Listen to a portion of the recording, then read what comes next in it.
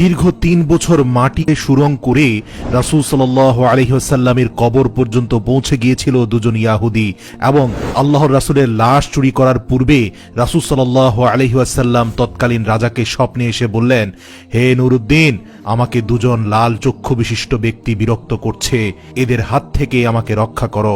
প্রিয় দর্শক, হিজরির ৫৫৭ সালে ইয়াহুদিরা চক্রান্ত করে রাসূল সাল্লাল্লাহু আলাইহি ওয়াসাল্লামের লাশ চুরি করতে নিয়েছিল মদিনা থেকে। অতঃপর অলৌকিকভাবে তারা কিভাবে ধরা খেয়েছিল এবং তাদের কি পরিণতি হয়েছিল বিস্তারিত জানতে ভিডিওটি শেষ পর্যন্ত দেখুন। ৫৫৭ হিজরিতে তৎকালীন সুলতান নুরুদ্দিন জঙ্গি রহমতুল্লাহ আলাইহি তাহাজ্জুদ নামাজ পড়ে নামাজের বিছানায় ঘুমিয়ে পড়েছিলেন। এমতো অবস্থায় হঠাৎ তিনি স্বপ্ন দেখলেন রাসূল সাল্লাল্লাহু আলাইহি ওয়াসাল্লাম তার ঘরে উপস্থিত এবং আল্লাহর রাসূল কোনো ভূমিকা ছাড়াই দুইজন নীল চক্ষু বিশিষ্ট লোকের দিকে ইঙ্গিত করে বললেন, ইয়া নুরুদ্দিন, এরা আমাকে বিরক্ত করছে, এই দুজনের থেকে আমাকে মুক্ত করো।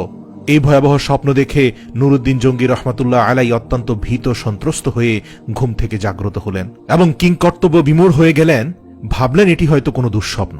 তাৎক্ষণিক তার মাথায় বিভিন্ন প্রকার চিন্তা ঘুরপাক খেতে লাগলো। তিনি ভাবলেন, আল্লাহর রাসূল সাল্লাল্লাহু আলাইহি ওয়াসাল্লাম তো এখন কবরের জীবনে, তার সাথে অভিশপ্ত ইয়াহুদিরা এমন কি ষড়যন্ত্র করতে পারে? অতঃপর একই স্বপ্ন তিনি বেশ কয়েকবার দেখলেন। কাল বিলম্ব না করে ১৬,০০০ অশ্বারোহী সৈন্য নিয়ে তিনি মদিনার দিকে রওনা দিলেন। সেই দুজন ভয়ঙ্কর নীলচক্ষু বিশিষ্ট ব্যক্তিকে মদিনার অলিতে গলিতে খুঁজতে লাগলেন, কিন্তু তার সৈন্য বাহিনী দীর্ঘ ২ সপ্তাহ ধরে খোঁজার পরেও মদিনাতে সেই দুজন ব্যক্তিকে খুঁজে পেল না, যাদের ব্যাপারে আল্লাহর রাসূল সতর্ক করেছেন।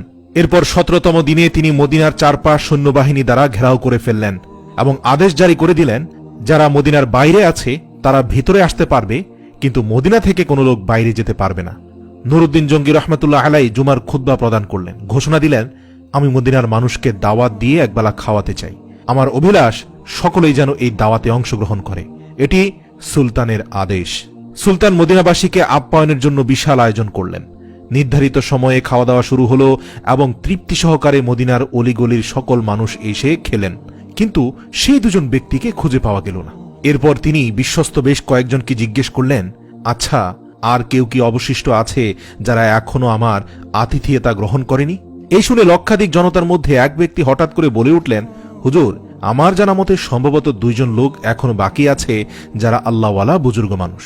লোকটির বক্তব্য শুনে তিনি কাল বিলম্ব না করে কয়েকজন লোক সহকারে ওই ২ জন লোকের আবাসস্থলে পৌঁছে গেলেন এবং নুরুদ্দিন জঙ্গি রহমাতুল্লাহ আলাই ওই ২ জন লোককে দেখে প্রচন্ড চমকে উঠলেন, কারণ এরাই তো সেই ২ জন ব্যক্তি যাদেরকে স্বপ্নে দেখানো হয়েছিল। তিনি জিজ্ঞাসা করলেন, কে তোমরা? কোথা থেকে এসেছ? তোমরা সুলতানের দাওয়াতে কেন শরীক হলে না?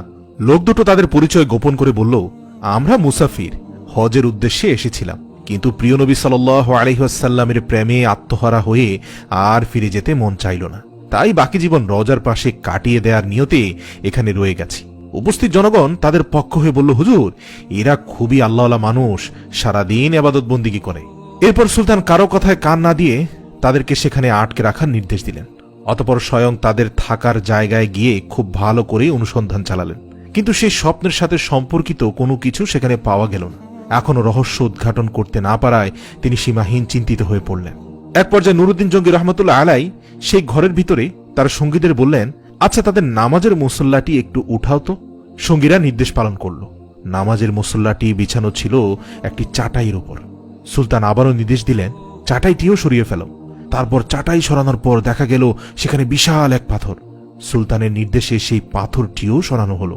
এবার পাওয়া গেল একটি বিশাল সুড়ঙ্গ পথ, যা ধীরে ধীরে নবীজির রওজা মোবারক পর্যন্ত মাটির নিচ দিয়ে পৌঁছে গেছে।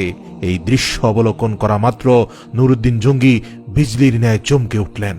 অতঃপর লোক দুটোকে লক্ষ্য করে ক্ষিপ্ত সিংহের ন্যায় ঝাঁঝালো কণ্ঠে গর্জন করে বললেন, তোমরা সত্যি কথা খুলে বলো, নইলে এক্ষুনি তোমাদের মাথা থেকে গর্দান সরিয়ে দেব। বলো তোমরা কে? তোমাদের আসল পরিচয় কি? কেন এখানে এসেছ? সুলতানের কথায় তারা অত্যন্ত ঘাবড়ে গেল। কঠিন বিপদ সামনে দেখে তারা আসল পরিচয় প্রকাশ করল এবং বলল, আমরা ইয়াহুদি। ইয়াহুদিদের আস্তানা মুসল শহর থেকে আমাদেরকে প্রশিক্ষণ দিয়ে এখানে পাঠানো হয়েছে, যাতে রাসূল সাল্লাল্লাহু আলাইহি সাল্লামের লাশ চুরি করে নিয়ে যেতে পারি এবং তা যেন ইউরোপীয় ইয়াহুদিদের হাতে হস্তান্তর করি। এই কাজে সফল হলে তারা আমাদেরকে আরো ধন সম্পদ দিবে বলে প্রতিশ্রুতি দিয়েছে। সুলতান বললেন, তোমরা তোমাদের পরিকল্পনা বাস্তবায়নের জন্য কি পদ্ধতি অবলম্বন করেছিলে, কিভাবে তোমরা কাজ করতে? তারা বলল, আমাদের নিয়মিত কাজ ছিল রাত গভীর হলে অল্প পরিমাণ সুড়ঙ্গ খনন করা এবং সাথে ওই মাটিগুলো চামড়ার মজকে ভর্তি করে অতি সন্তর্পণে মদিনার বাইরে ফেলে আসা। আজ দীর্ঘ 3 বছর যাবৎ এই মহাপরিকল্পনা বাস্তবায়নের কাজে আমরা অনবরত ব্যস্ত আছি।